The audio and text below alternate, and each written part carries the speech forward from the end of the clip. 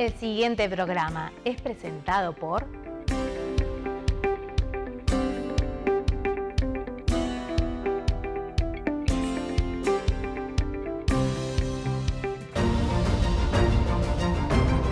Es por eso que para el lanzamiento de la nueva Toyota Corolla Cross creamos una experiencia para demostrar que tenerla es la decisión perfecta.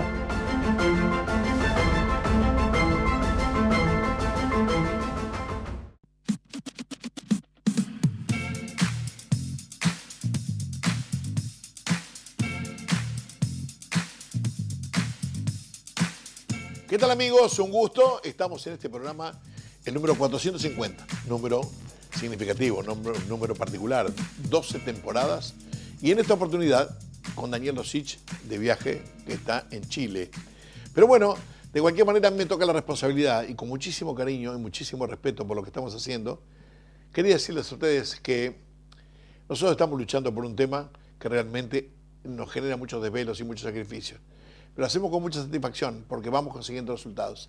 Resultados de gente que nos hace saber, digamos, que su apoyo, su sentimiento, digamos, el permiso para entrar en distintos hogares y tratar de que seamos nosotros una voz de referencia, que nos invitan a dar charlas en un lado y otro, tratando de mejorar la calidad de vida de todos. Lo hacemos con mucho gusto. A veces la estadística nos da golpes y nos castiga permanentemente por cantidad de sucesos que muestran una estadística policial y una estadística necrológica que también nos complica bastante la existencia, porque a veces nos cuestionamos si hacemos lo suficiente o es el camino correcto en el que nosotros estamos trabajando para llegar con un mensaje que sea lo suficientemente claro y contundente como para tratar de revertir una conducta absolutamente equivocada que nosotros pensamos que es la consecuencia de años con falta de formación, con falta de criterios generales para las cosas y fundamentalmente una falta de compromiso de una temática que debería ser una temática de Estado. Realmente es un tema por demás delicado, pero que realmente nosotros, con el llegar al 450, nos ha costado mucho, pero vamos a seguir luchando para llegar a muchísimos más con el apoyo de empresas importantes como puede ser la Plus, que estamos acá, o también como Ajax, que nos dan para adelante, y otros más que nos acompañan en el sacrificio de permanente de todos los días. El día de hoy tenemos algo muy especial, fundamentalmente hacer una nota con un licenciado en psicología, con el que vamos a hablar un poco de la problemática general que nos afecta y que nos convierte a todos los uruguayos.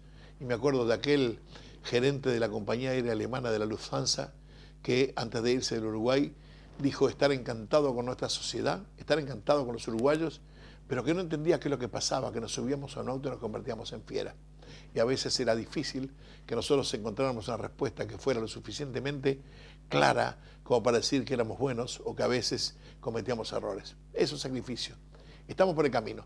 Pero Daniel Ventura es nuestro invitado del día de hoy, con el que vamos a hacer dos bloques muy interesantes, porque él es su ingreso, y lo digo yo en la nota, a la Unidad Nacional de Seguridad Vial, para aportar lo suyo, para aportar la experiencia no solamente como licenciado en psicología, pues su experiencia en el exterior, que no es menor y que realmente lo que hace es comparar sociedades, más allá de las diferencias que ustedes imaginan, que puede ser entre Estados Unidos y nosotros, o un colombiano y nosotros, pero que de cualquier manera existe un paralelo y fundamentalmente es la lucha por la vida, es la lucha por la justicia, la lucha por el mejoramiento de nuestros comportamientos en general. Por lo tanto, a partir de este momento comenzamos entonces el programa 450 de Seguridad Vial.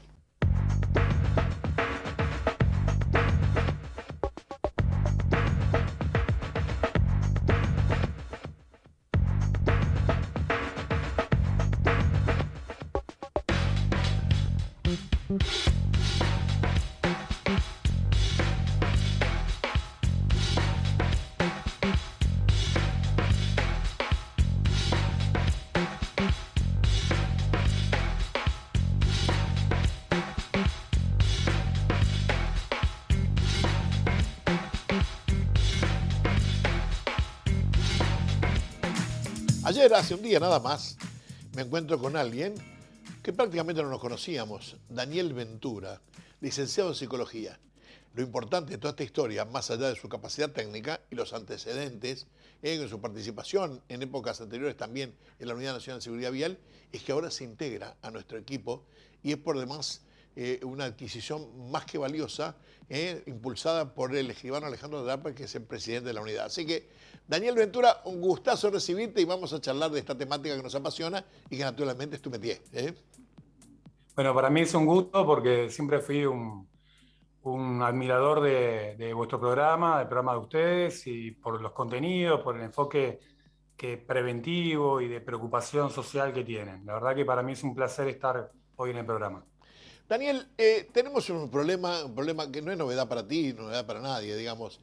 A veces asusta creer de que no podamos revertir una situación, que nos cueste tanto luchar, que nos cueste tanto hacer entender a la gente que es no solamente las reglas de juego, sino qué es lo que te conviene, qué es lo que dramáticamente hablando separa la vida de la muerte. Quiero tu opinión, a ver cómo lo ves y qué pensás, cuál sería el camino, por lo menos, para buscar algo más de lo que ya vamos consiguiendo.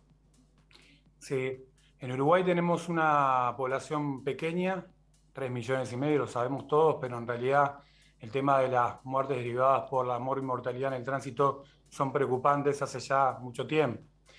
Lo que tenemos a favor es que tenemos una unidad nacional de seguridad vial que funciona en presidencia, donde en realidad de alguna manera se van generando acciones a través de distintas áreas.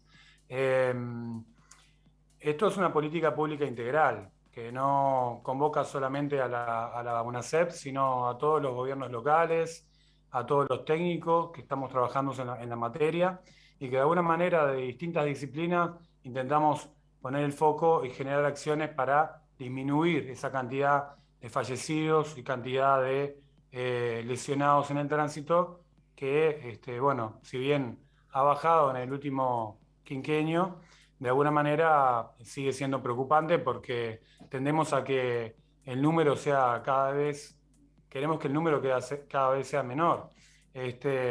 Los factores que confluyen para que este número sea a veces elevado tienen que ver con, bueno, a mí me convoca el tema de la conducta en el tránsito.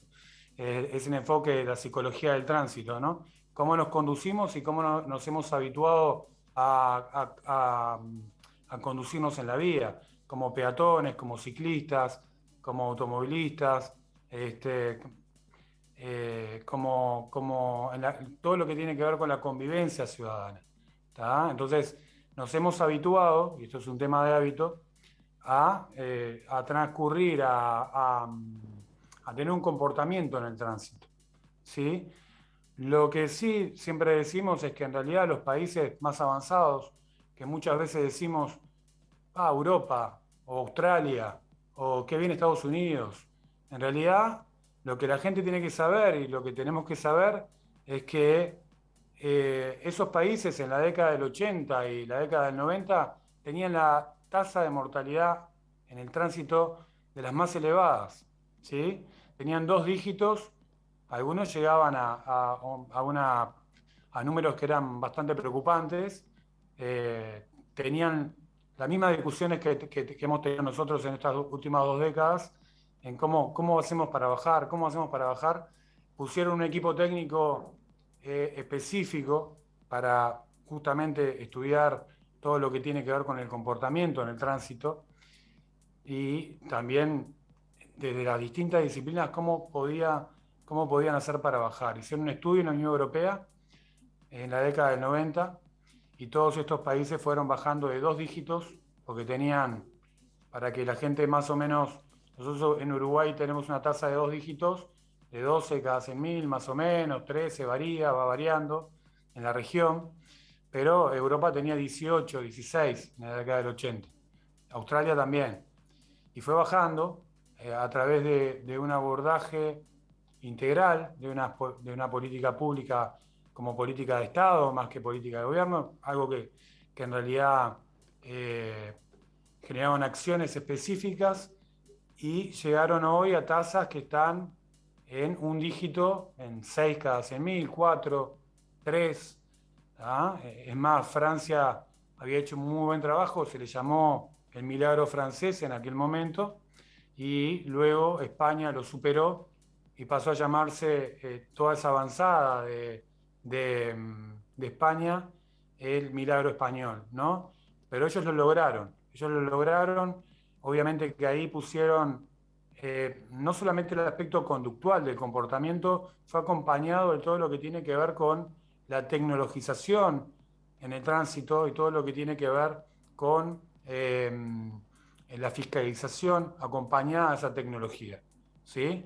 la fiscalización con tecnología, con campañas de comunicación preventivas de los distintos factores de riesgo, velocidad, el no uso de cintos, de cinturones, todo lo que tiene que ver con el comportamiento de la vía, todas esas campañas iban asociadas y las hacían semestralmente o trimestralmente, entonces se fue generando un hábito, ¿tá?, de comportamiento donde cambió. ¿Por qué cambió?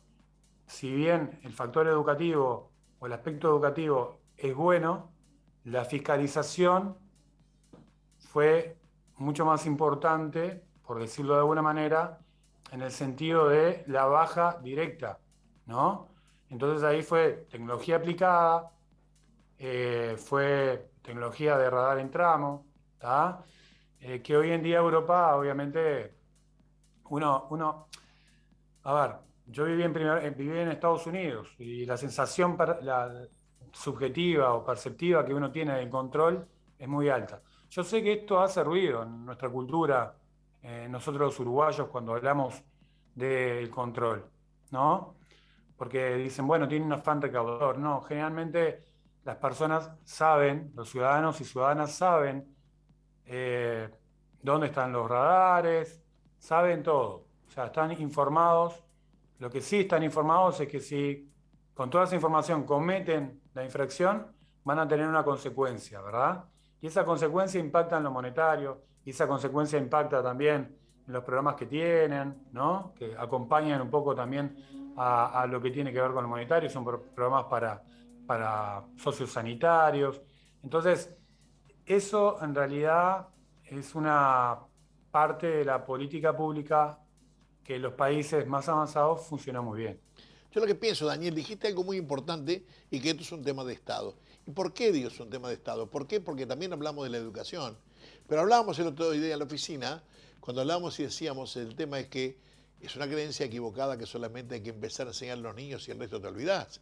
Porque los grandes somos ejemplos de los niños y naturalmente lo que enseñes, lo que escribimos con la mano lo borramos con el codo, sino que esto es un combo generalizado donde el tema tiene que ser de Estado porque no es solamente una punta sino varias para poder combatir y para llegar a los registros que tú decías que se han conseguido en países del primer mundo, donde naturalmente es la fiscalización, la formación de los niños, el respeto a los mayores y la fiscalización fundamentalmente para que los mayores sean el real ejemplo de lo que estamos hablando, ¿verdad? Y eso, Jorge, lo que tú decías es muy importante.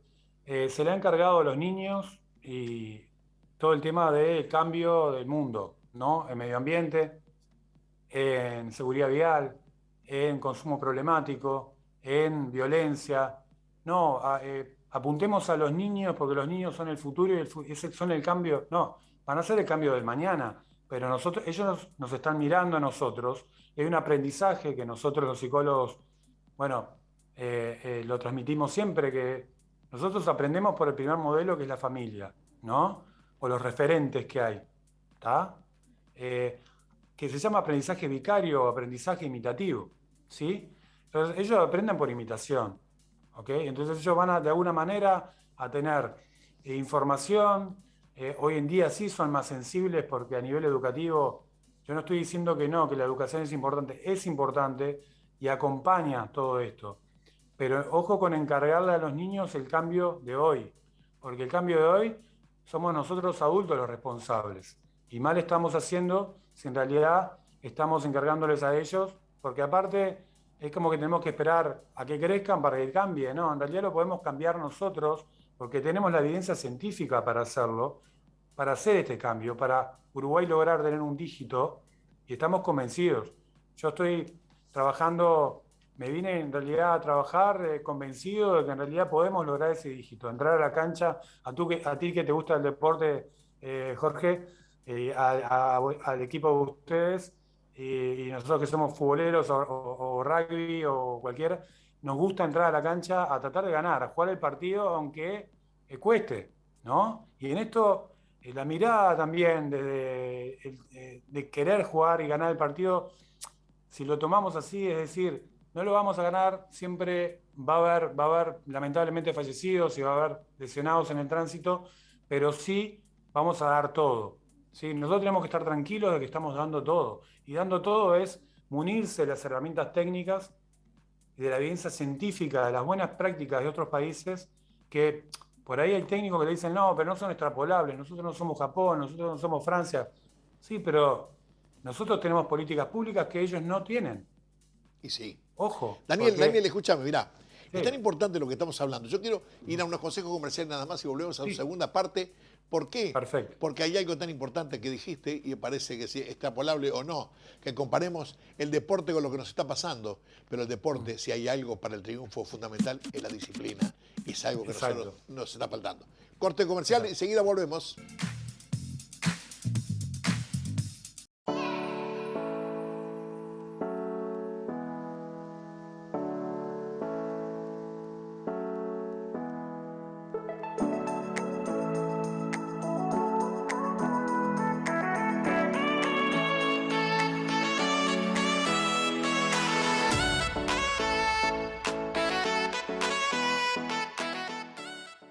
Se relaciona las decisiones emocionales con las mal tomadas, impulsivas, y a las racionales con las bien hechas, las meditadas. Se ha demostrado que lo ideal es cuando existe un equilibrio, cuando una decisión es tanto emocional como racional. Es por eso que para el lanzamiento de la nueva Toyota Corolla Cross creamos una experiencia para demostrar que tenerla es la decisión perfecta.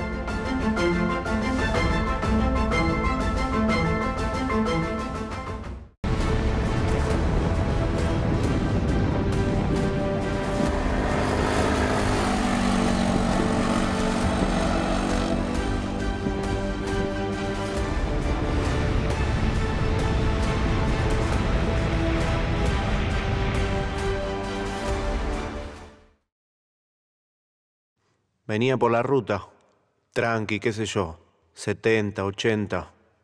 De repente se me cruzó un perro, así de la nada. Lo esquivé, mordí un cacho en la banquina y perdí el control del auto. Empecé a volantear. Me fui para un lado, para el otro y terminé arriba del guarrail. Todo en un segundo.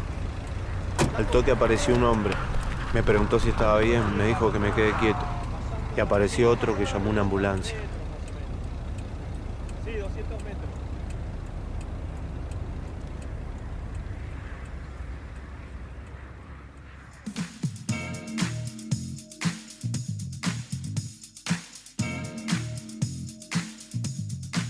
Y tú te decías de la disciplina, Daniel. Y sabes que entre las cosas que estoy pensando es que hablando con Pere Navarro, director de la Dirección General de Tráfico de la DGT de España, nos ha hablado con respecto a la fiscalización y con las multas. Y decía, las multas tienen que ser que tú las puedas poner, que las puedas cobrar y que alguien las pueda pagar. Pero por otra parte, tú viviste en Estados Unidos y sabes que la fiscalización es tan dura que por ahí está en contraposición con esta historia española que consigue buenos resultados, pero que en Estados Unidos se maneja con una rigidez diferente. No sé si es porque el americano es diferente, porque están acostumbrados a otra exigencia, o porque la justicia acompaña algo para que esto sea es o no es, blanco o negro y se terminó la historia. Sí, en Estados Unidos yo estoy ahora en contacto con referentes en Atlanta de la policía, del estado, y ellos tienen diferencias. Cada estado es distinto, pero tienen como modelo la Florida, porque en realidad ahí obviamente funciona de una manera donde no hay tanta rigidez. Incluso ahora están discutiendo en Atlanta si en realidad el cinturón tiene que ir como a la libreta por puntos, tiene que descontar puntos porque hoy va directo ya al juez.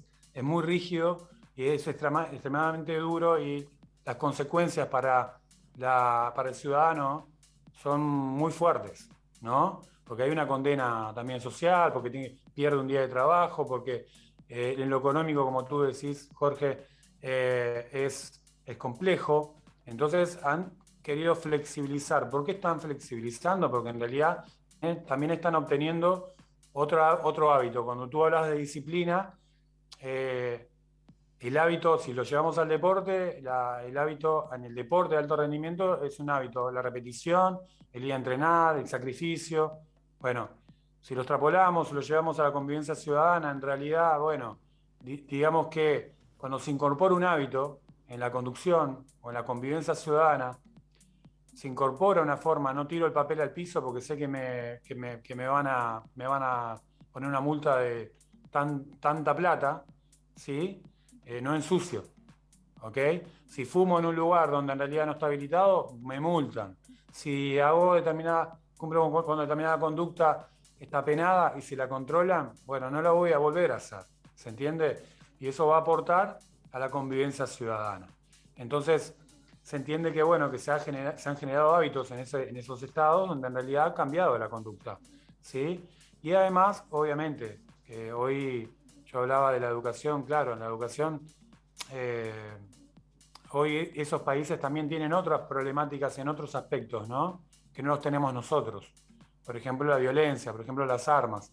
Nosotros en Uruguay, por ejemplo, ellos nos miran a nosotros como que estamos bastante avanzados en determinadas políticas.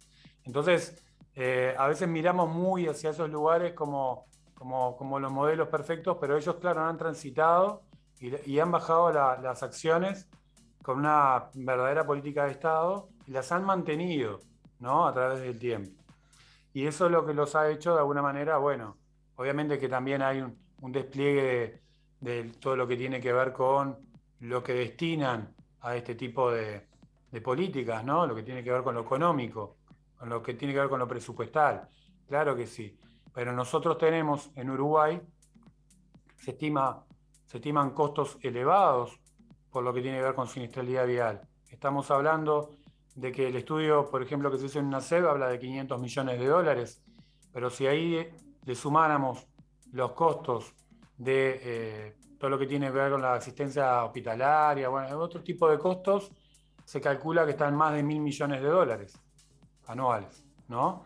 Que es un porcentaje del PBI para un país tan chico importante. Y esa es la carga económica, pero la carga emocional no la podemos medir, porque la pérdida de un ser humano, porque una discapacidad permanente, ¿sí?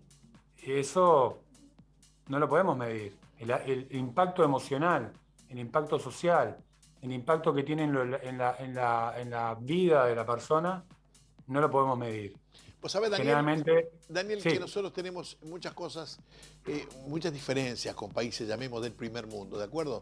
Y las diferencias seguramente en buen número van en contra de nosotros, aunque tenemos alguna positiva. Y antes de ir a una pregunta que quería hacerte con respecto a la infraestructura, te quiero decir que, mirando un poco, por pedido del presidente de la UNACEB, del Legión Draper, con el transporte escolar, el famoso school bus americano, esos amarillos que suelen cambiar de modelo año a año, aunque mantienen las formas casi iguales para que la gente los siga identificando igual. Curiosamente, mi amigo Antonio D'Amado, que está en Illinois, me estaba diciendo que no tienen cinturón de seguridad. Lo que tienen es volumen, ese tamaño grandote, imponente y reglas de juego mucho más cuidadosas que acá. Pero te hago esto en homenaje al Transporte Escolar Unido, la TEU de Uruguay, que tenemos un transporte escolar tan seguro y tan eficiente que realmente es un buen ejemplo, ¿eh? Es un buen ejemplo, es un muy buen ejemplo. También a mí me tocó en el periodo anterior, o sea, de alguna manera tener el conocimiento de que habían habido algunos siniestros de tránsito que fueron lamentables y que hubo en otras décadas y que ellos tuvieron que también transcurrir y generar como un recorrido para poder llegar al cinturón de 3 puntas, bueno, llegar a una cantidad de normativas que la UNACEB obviamente acompañó en política pública, el Ministerio de Transporte, o sea, fue una política integral para poder cambiar la lógica y de alguna manera poder reglamentar la seguridad de nuestros niños en el transporte escolar. Y eso fue un trabajo que se aceleró, lamentablemente, se venía pensando, pero se aceleró también por algunos siniestros que hubo en aquella época. Me los acuerdo, lo tengo presente. No vale la pena quizás enfatizar, pero que fueron muy tristes y que de alguna manera, bueno, eso generó también de que nuestro país se adelantara. Sí, se adelantara e intentara... Daniel, adelantados a nivel europeo, cuidado, estoy hablando de Estados Unidos y Illinois solamente, no, a nivel europeo. Pero hay algo más que yo quería comentar contigo y la última pregunta que te hago es este tema. Tenemos carencias en la infraestructura.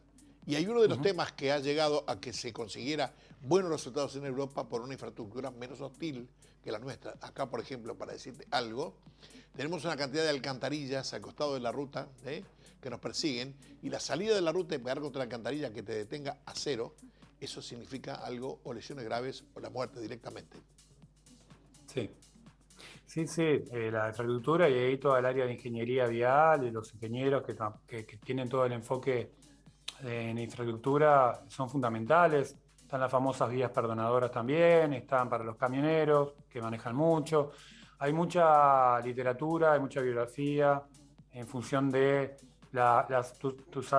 sabemos bien que están catalogadas por niveles de estrellas, ¿no? Entonces, de alguna manera sabemos qué tipo de las carreteras, qué calidad tienen en función de cómo están conformadas, ¿no? De cómo están diagramadas. Y eso tiene que ver con la ingeniería en el tránsito, que es fundamental. Es una disciplina que no puede faltar y que de alguna manera, cuando hablamos del factor humano, la ingeniería lo que hace es también reducir todo esto que tiene que ver con el factor personal, ¿no? Las vías perdonadoras lo que hacen es que cuando el camionero esté cansado, tenga un lugar al costado de la ruta, un espacio donde poder dejar el camión porque no aguanta más, se da cuenta que él no puede seguir. Y a veces sigue y es cuando sobreviene un siniestro de tránsito. Y así otras características que tienen la ingeniería, que no es mi profesión, estoy hablando más o menos por lo que de alguna manera sabemos por compartir con compañeros que tienen esa disciplina, pero sí son fundamentales. Y hay mucha evidencia científica que respalda esto, ¿no? Sí, o sea, Daniel, hay mucho estudiado. Daniel, y esto sí es para cerrar. ¿Cuáles son tus expectativas ahora que te integras a una SEP? Yo ya las tengo mucho contigo, de acuerdo a lo poco que hablamos, fuera de cámara y ya en la oficina de trabajo. Pero ¿cuáles son las tuyas? Ahí contame. Yo tengo dos amores. Uno es el deporte, porque soy psicólogo deportivo aparte. Hijo de Radamés Ventura, conocida figura del deporte, hincha nacional o no, decime. Hincha nacional. Eso es fundamental, sí, ni hablar. Hincha nacional, sí. Y bueno, tengo ese amor y tengo el otro amor que es la seguridad vial. Me formé en políticas públicas, es una maestría en políticas públicas y desarrollo. Me gusta trabajar mucho.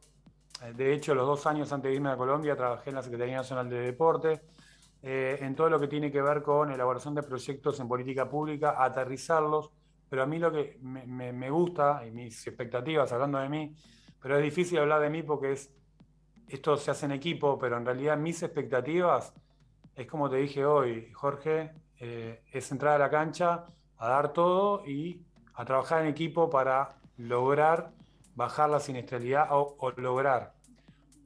contribuir en equipo a lograr bajar la siniestralidad, dejarla en un dígito y de ahí hacia abajo. Que no pare y que sea una política de Estado que se mantenga en el tiempo.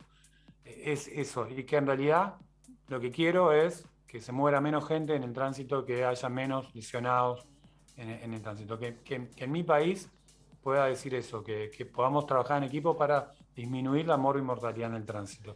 Licenciado en Psicología, Daniel Ventura, 1.000.000 de gracias por la nota, Daniel. Y bienvenido a la UNACEP, que es la otra parte, que es tu pasión y la mía, por un tema de alto contenido social y perseguir esa meta a la que queremos llegar, que es mejorar y dar bienestar a nuestra querida sociedad. El agradecido soy yo, un saludo a Daniel y a ti y a todo el equipo. Y bueno, estoy a las órdenes. Saludo a la audiencia también. Gracias. Chau, Daniel. Gracias. Que pases bien. Chau.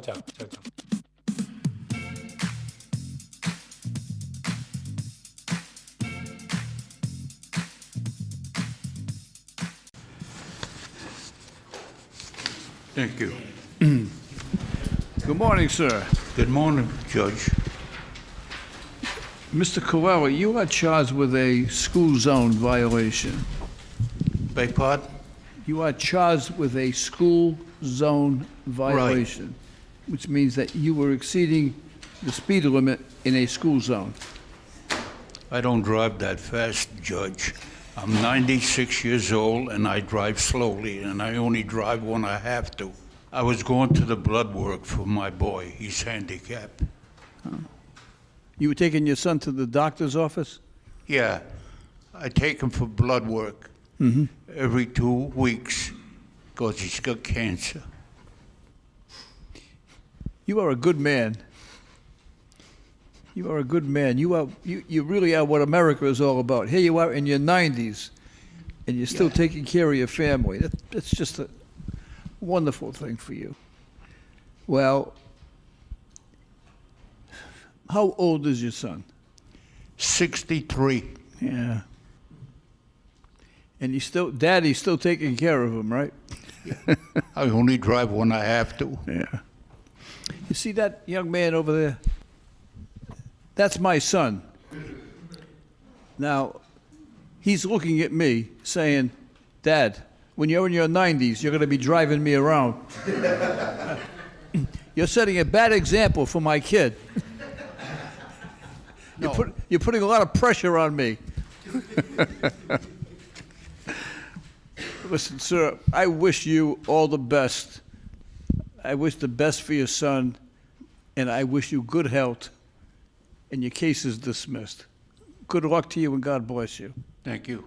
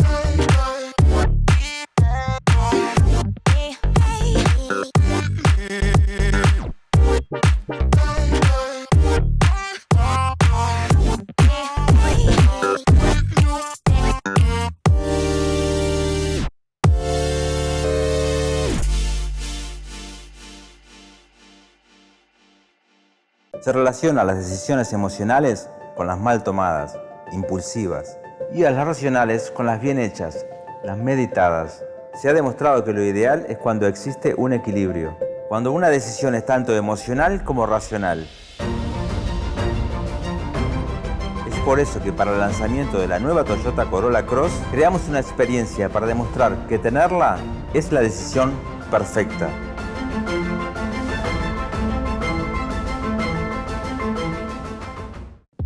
Cascos MT presenta el siguiente espacio.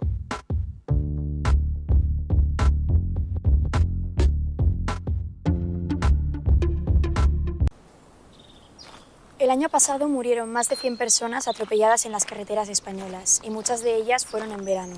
Algunas por no llevar elementos reflectantes, otras por imprudencias del conductor u otras por cruzar en lugares indebidos.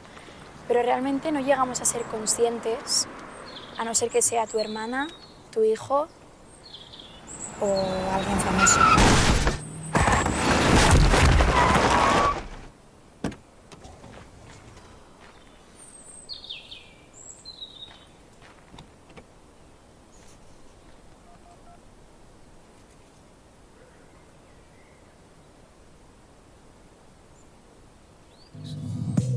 Seguridad vial, ciudadano de esta ciudad, sé consciente y abierta mi mente, El otro día les decía, me había comentado un amigo que estudiaba marketing, en marketing lo obvio no existe. Y en este programa, cuando vamos a hablar del casco, lo obvio no existe. ¿Sabe cuántas veces hablamos del casco? ¿Sabe cuántas veces hablamos del cinturón de seguridad? ¿Sabe cuántas veces hablamos del equipamiento general? ¿Sabe cuántas veces hablamos de lo que conviene, dramáticamente hablando, lo que separa la vida de la muerte? Cuida la computadora. Si bien, como dice Daniel, dice bien, es el 33% del cuerpo, de alguna manera, el 33%, en ese 33%... 27%, Jorge. ¿Cuánto? 27%. Bajaste ahora. Bajaste. No, 73, 27. Bueno, 27% está la computadora, en 27 está la computadora. Así que un golpe cualquiera, y a veces, por pequeño que sea, puede realmente generar lesiones importantes. Pero de cualquier manera, del casco y el tema, en este bloque en particular, Daniel Rosich es el que sabe del tema. Bien, Jorge, pero igual quiero que también compartir contigo algo que hace poquito tiempo me mandó un amigo y que me sorprendió muchísimo.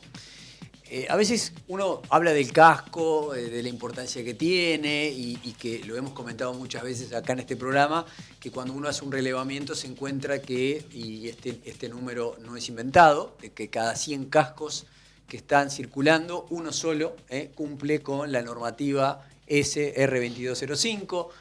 Uno de esos 100 es el tamaño justo, tiene el visor y está perfectamente conectado y no está vencido en el tiempo. Esa situación se da muy a menudo. Cuando uno mira las noticias y ve que hubo un accidente de tránsito y dice llevaba casco, bueno, sí, que llevara casco no significa que ese casco estuviera cumpliendo la función que necesitamos que cumpla, que es proteger la cabeza del individuo, ¿no? Entonces, para sorpresa de todos, este amigo nos manda estas imágenes que ustedes están viendo de un motociclista que se cae en la carretera. Al costado de la carretera venía un tractor y el tractor le pisa la cabeza. Le pisa la cabeza, literalmente. Entonces, uno dice, y cuando uno habla de un casco bueno, ¿no? Cuando uno habla de un casco que tiene una norma determinada, como decíamos recién, que tiene un ensayo, que es un ensayo. Un ensayo ni más ni menos es una prueba de qué capacidad de absorción de energía tiene ese elemento de protección personal. Y en este caso, el señor que venía esa moto le pasa por arriba del camión, rompe el casco como ustedes lo acaban de ver, y el señor está lo más bien. Pudo contar la historia, por supuesto que me imagino que estuvo varios días para que se le fuera el susto de lo que le había pasado, y tal vez haya tenido algún dolorcito de cabeza, pero puede contar la historia, y más le digo, va a ser en algún momento uno de nuestros invitados para que él mismo nos relate qué pasó en ese accidente. O sea, esa es la capacidad que tiene un casco de calidad de poder resistir, y es un hecho realmente asombroso, la capacidad de resistir que un tractor le pase por encima de su cabeza, dejarlo en las condiciones que dejó el casco y que la persona pueda contarlo. Daniel, vos perdóname, ¿sabes por qué? Porque quiero aclarar esto. Más allá de lo que estamos diciendo, si será importante el casco que lo salva a este hombre de esta situación. Pero lo que yo le quería agregar es que no vayan a pensar de que tienen que ponerse en casco para ver si se encuentra con un tractor que le pise la cabeza. No, no, no, no. Eso es un milagro de Dios y un milagro del casco. Y muchos otros milagros pasan cuando se cae a 40 kilómetros por hora y se pega contra el cordón de la vereda, o se pega contra la calle, o se pega contra un paragolpe, aunque sea de un auto parado. ¿De acuerdo? Esa es la idea, ¿no? Totalmente, Jorge. Porque además ese mito también de que tenemos que tener claro, ¿no? Porque la gente siempre dice, no, porque voy despacio o voy cerquita, no necesito casco. Bueno, no. Lo importante es que cuando uno va cerquita y va despacio, necesita el casco porque una caída, como dice Jorge, a 20 kilómetros por hora, contra un cordón de una vereda, contra el piso, contra lo que sea, lo que va a causar es una herida muy grave. Si uno tiene el casco, lo está solucionando. Ahora, si uno va a 200 kilómetros por hora y se da contra un camión, no lo va a salvar ni el casco, ni absolutamente ningún elemento de protección personal. O sea, ¿qué queremos decir con eso? De que lo importante de este tema es comprender que el casco y los elementos de protección personal tienen que estar siempre que se suba uno a una motocicleta. Entonces, yo quiero mostrarles, porque generalmente uno cuando analiza un casco, lo primero que hace, quien va a comprar un casco, va a querer un casco, golpea la calota del casco a ver qué tan fuerte es. Y curiosamente, la calota es una pequeña parte del casco. En realidad, si uno gira un casco y puede ver cómo está construido un casco, se va a encontrar con una calota, o sea, la parte exterior del casco, con un tapizado, que es la parte que va internamente en el casco, y con lo que realmente es lo más importante de un casco, que es el material que está dentro. Este material, que yo siempre lo identifico como un casco de ciclista, ¿no? Porque se ha comprobado que a baja velocidad se demostró que los ciclistas tenían menos lesiones en la cabeza que los motociclistas a la misma velocidad. ¿Y por qué ocurría esto? Porque la capacidad de absorber la energía de esos cascos era mayor que la de los viejos o antiguos cascos. Hoy los nuevos, este modelo es un modelo viejo, los nuevos tienen acá adentro una serie de canales, una serie de perforaciones y de vaciados para que esa posibilidad de deformación tenga la capacidad de absorber mayor cantidad de energía cinética para que no llegue a nuestro cráneo. Nuestro cráneo, que tenemos ahí el cerebro, que tenemos muy poco movimiento, más o menos 1,5 milímetros, 2, que se puede mover, pero que no puede golpear contra las paredes del cráneo, porque si golpea pasa lo que nadie quiere, que es terminar cortando parte de nuestro cráneo para que ese cerebro se desinflame poco a poco, o sea, una tragedia que no puede ocurrir y que esto se tiene que encargar el casco. Por eso, cuando voy a adquirir el casco, bueno, ¿qué tengo que adquirir? La experiencia de un amigo que le pasó algo, lo que me contó un vendedor de este tipo de elementos de protección personal. No. Es muy fácil. Es lo que siempre les digo y no voy a cansar de repetirlos.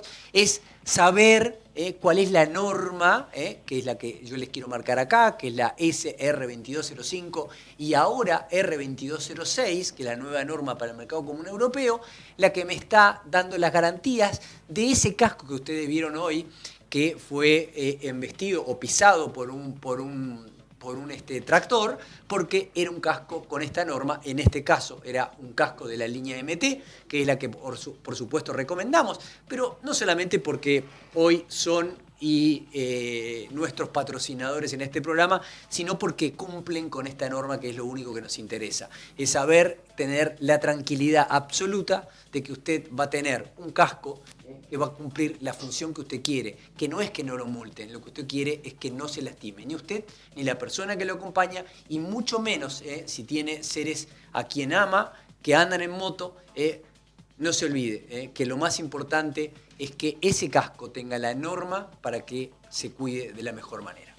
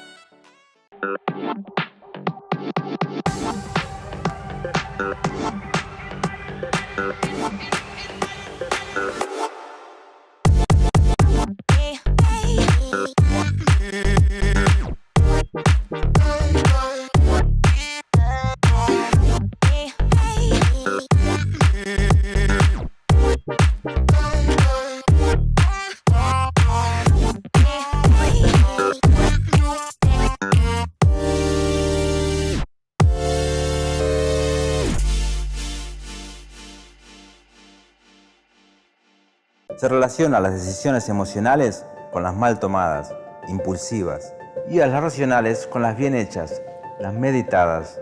Se ha demostrado que lo ideal es cuando existe un equilibrio, cuando una decisión es tanto emocional como racional.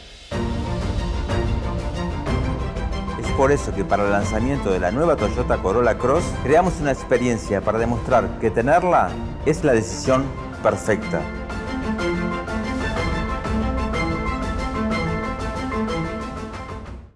En España muere mucha gente atropellada cada año, mucha más de la que creemos.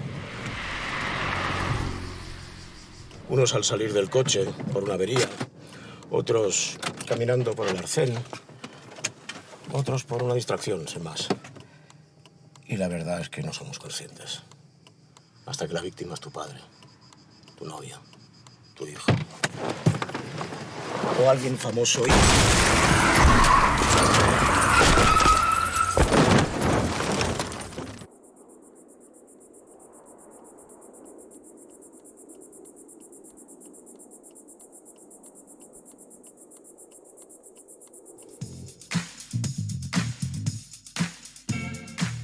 Hace pocos días atrás salimos y fuimos de UNACEB, salimos de Montevideo y nos fuimos a Nueva Albesia. Mi compañera de viaje, la inspectora, directora, la maestra, Elisa Pike, una compañera excepcional, donde fuimos a visitar una escuela, la escuela número 40 de Nueva Albesia. Una escuela a la que fuimos invitados por una querida amiga, una maestra, ahora secretaria de esa institución, de la escuela pública, ahí en el departamento de Colonia, y me refiero a Ana Beltrán. Ana Beltrán nos conocimos hace años ya, cuando ella, viviendo en Nueva Helvecia, pero igualmente siendo docente en Delta del Tigre, nos invitó a dar una charla que recordamos particularmente con Daniel, por un alto nivel de formación, de educación, de respeto, de participación de los niños. Eran como 50, con un silencio sepulcral y con mensajitos para nosotros, para preguntarnos por una temática que ellos habían sido preparados por los docentes para intervenir y para participar y para que hicieran suyos en un crecimiento que nosotros mucho valoramos.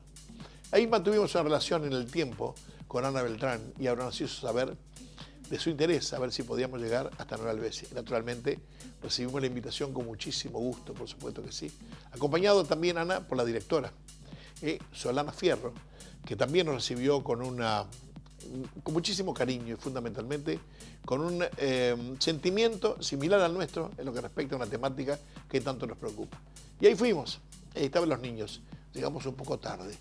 Y los niños estaban sentaditos en el suelo, en una escuela, lindísima escuela, de un lugar tan espléndido como Nueva Helvecia, y que realmente estaban cansados, pero por momentos esa incomodidad, la participación en una temática importante, hizo que se quedaran realmente, que participaran y nos hicieran sentir a nosotros muy cómodos. Bueno, así fue que hicimos, digamos, varias charlas entre lo que yo hablaba con respecto a la seguridad vial y lo que hablaba Elisa Paique con respecto a la docencia y la forma en la que ella como profesional sabía de qué manera tratar a los niños. El resultado fue realmente espléndido. Espléndido tanto que llegamos nosotros a la conclusión de que varias cosas más tenemos para hacer con los niños. Y no solamente porque pensemos que la educación tiene que ser la base fundamental de los niños y ponerle la responsabilidad en la educación de los menores, lo que no hacemos los otros grandes. No, por supuesto que no. La educación tiene que ser un combo generalizado para que los niños que están aprendiendo algo vean reflejados en sus mayores qué es lo que tienen que hacer y hacer esto de un crecimiento globalizado. Realmente, eso es la idea que nosotros tenemos. Para eso, entre otras cosas, le hemos prometido en la escuela número 40, que vamos a seguir y que esta es la primera de una serie de visitas y que nosotros realmente queremos, y en la idea que tenemos, es respaldar y participar con un ofrecimiento de A+, nuestro principal sponsor, para agarrar y llevar una escuelita móvil con un camión y con docentes, para agarrar y hacer que los niños puedan aplicar sus conocimientos de la reglamentación, manejando autitos que pueden ser a pedal en un predio limitado acá, 40 o 50 metros cuadrados nada más, pero que realmente nos haga participar y de manera lúdica aprender todo aquello que nosotros pensamos que a lo mejor para hacer estudios. Y me acuerdo de un niño de la escuela en Pando, cuando Elisa Paique, la maestra, le dijo, mostrando los libros de un convenio que hay con Mafre, los libros que vamos repartiendo de todas las escuelas del país, y dijo, niños, y le mostraba los libros, ¿qué es lo que hay que tener para estudiar? Esperando que los niños dijeran los libros, y uno de los niños dijo, paciencia. Y lo tenemos bien claro que es paciencia, claro que sí. Y queremos llegar de una manera para que ellos jueguen, para que ellos entiendan que aquellos libros, lo que están viendo ahí, los reflejemos en el terreno de los hechos, participando, respetando y conociendo un cartel de párense del paso, o viendo cómo funciona el semáforo, cuáles son los colores y cuál es el cruce peatonal y qué es lo que conviene y lo que deja de convenir. Por eso digo, participamos en Nueva Helvecia, nos fue lindísimo, lo disfrutamos enormemente y queremos decirle a Ana Beltrán, a la directora, Solana Fierro, nuestro más respetuoso agradecimiento y cariño permanente por ese recibimiento fundamental, apuntando todos a lo mismo, el mejoramiento de nuestra sociedad y de los niños particularmente. Con mucho cariño, la promesa es darles esta retribución para que se vean en la tele y que nosotros los vamos a ver de aquí a poco. Y de esta manera llegamos al final del programa. Programa poco particular, a mí me gusta mucho, yo espero que ustedes compartan conmigo lo que ha pasado. Es el número 450, un número muy particular y puntual. Muchos me hicieron saber de sus felicitaciones por el número, entre otros Álvaro Silvera, encargado de comunicación en la UNACEP, y otros amigos que realmente nos acompañan siempre, más allá de los sponsors que colaboran, y digo, me refiero a un Gonzalo Mazzini, que es un asegurador de excepción que recomendamos nosotros habitualmente, sí, por su profesionalismo para asegurar su auto, su casa, de lo que sea realmente. Y tenemos en pantalla los números, el teléfono de contacto y su dirección para que realmente recurran a ese profesional. Y además de esto, por supuesto, tenemos al amigo Zucchino, Darío Zucchino, que realmente con su temática, con su esquema relacionado con el auto, que puede ser hacer no solamente el taller mecánico, sino la venta de su auto, definitivamente con el auto, absolutamente todo. Pero señores, yo no me quiero despedir sin antes hacer mención a un momento muy particular, un momento triste de la UNASEP, la Unidad Nacional de Seguridad Vial, y de la Presidencia de la República.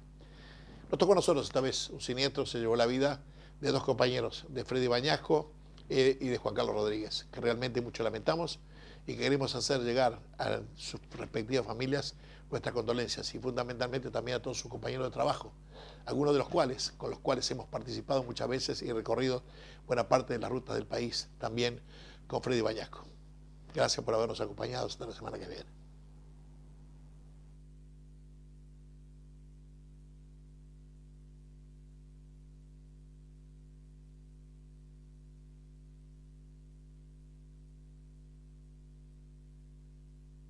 Hay cosas que cuanto antes empiezan, antes se acaban. Adelantar es una de ellas. Cuando vamos a adelantar a otro vehículo en una carretera de doble sentido, lo primero que conviene hacer es tener la completa seguridad de que es posible.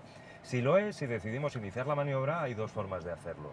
Desde cerca o desde lejos. Vamos a ver ahora cuál de las dos es más conveniente. Cuál nos mantiene menor número de metros y menos tiempo en el carril contrario.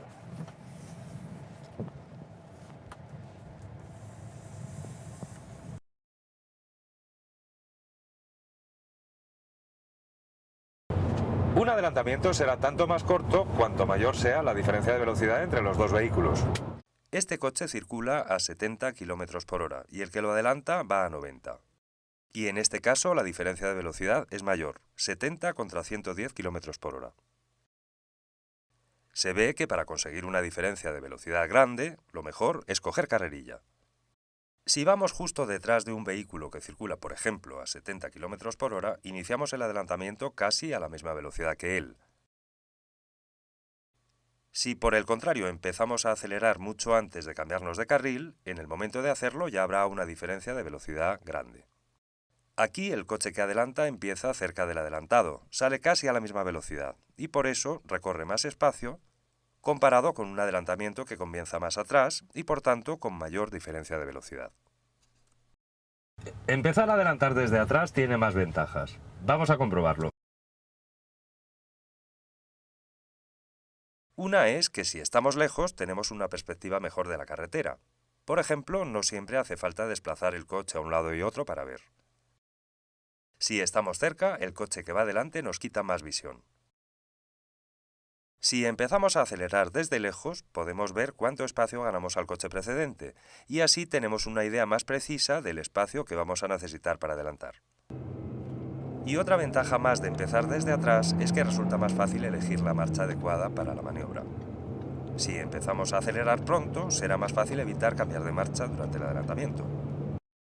Al adelantar desde lejos hay que tener especial precaución con la distancia de seguridad, más precaución de lo habitual. Hay que tener en cuenta que siempre cabe la posibilidad de que el conductor que va adelante frene de forma inesperada. Si el adelantamiento que hemos iniciado desde atrás no fuera posible, no hay ningún problema. Basta con frenar y volverse a colocar lejos. Una vez que hayamos adquirido la costumbre de empezar desde lejos, un truco que facilita bastante la maniobra de adelantar es anticipar la maniobra. Si vemos una señal de fin de prohibición y además hay visibilidad, podemos empezar a acelerar desde atrás para tener ya esa diferencia de velocidad cuando finalice la prohibición. También en este caso conviene tomar la precaución de prever que quien va adelante puede frenar. Otra forma de anticipar el adelantamiento es empezar a acelerar cuando un coche viene de frente, con objeto de iniciar la maniobra tan pronto como sea posible. Esta forma de anticiparse requiere un poco de práctica, pero es una herramienta bastante útil para aprender a estimar la velocidad de los coches que vienen de frente. Es una de las tareas más importantes para adelantar con seguridad, y como ocurre con otras muchas tareas importantes al conducir, aprenderla puede ser divertido.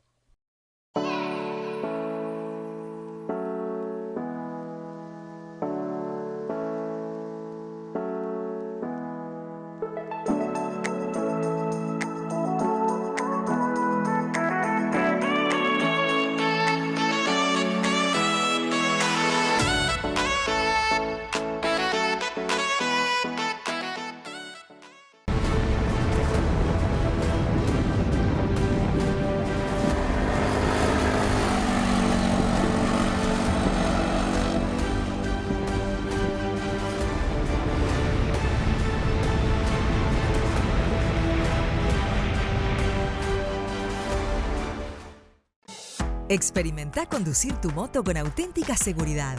Utiliza tecnología de innovación. Utiliza un aerobag. Minimiza la morbimortalidad hasta un 90% gracias al colchón de aire producido antes de hacer contacto con el pavimento u otro vehículo. Tu vida nos inspira. Tu familia te espera. Aerobag. Importa y representa para el Mercosur Sedimo. www.sedimo.com